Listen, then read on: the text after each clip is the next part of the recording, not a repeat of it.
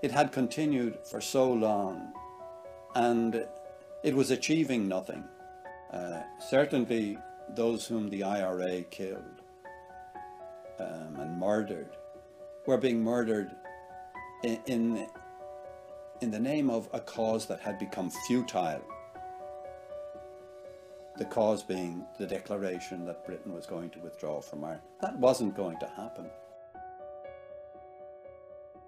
People were being murdered needlessly, and it was an obscenity.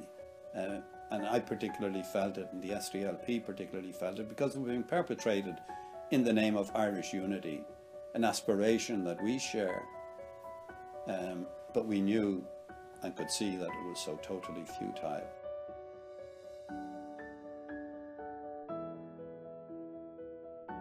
Sinn Féin did have seats elected for TDs around the hunger strike time, but at this occasion the only parliamentary seat that Sinn Féin had was Gerry Adams, and he was their top man.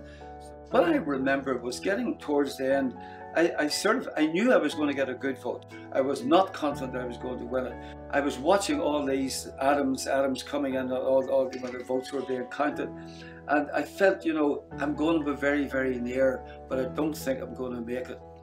A member of the Workers' Party came over to me, and I said, he says, "Joe, you're going to make it now." I says, "No, I'm not." No. He says, have you not been looking at these things? That was the catalyst that moved the Republican movement towards peace. And that is the most important, significant thing about taking that seat. The engagement, first of all, between Father Alec Reid and John, and between John and Adams, broadened out. The SDLP delegation comprised Austin Curry, Seamus Mallon, John Hume and myself.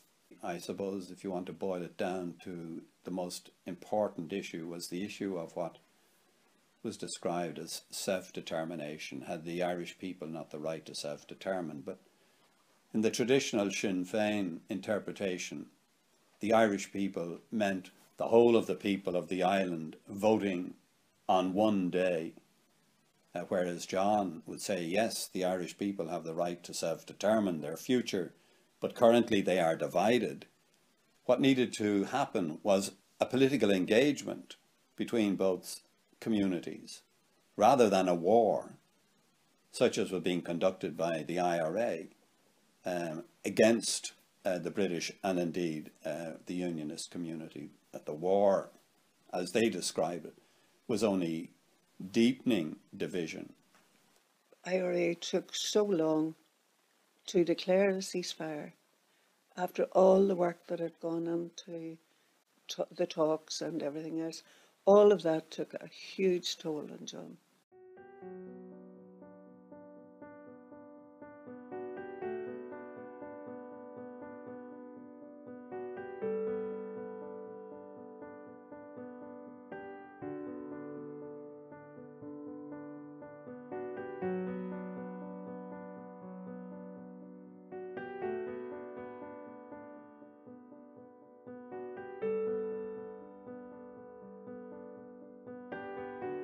Then you had the policing where Mandelson and Blair did the dirty. I remember at that stage going to Checkers. Now I went off my own bat, I was so angry. Saw them at Prime Minister. I said to him, "You know what you've done here?" I said, "You fouled this up." I said, "You and Mandelson broke faith, and you have now got to start and go through the whole process again." The patent recommendations mirrored the proposals that we were making for a number of years, and when in 2 years' time the next policing bill came, most of them were adopted. But there couldn't have been an agreement that would command the support of nationalist community unless policing had been dealt with. It's the principles that we articulated.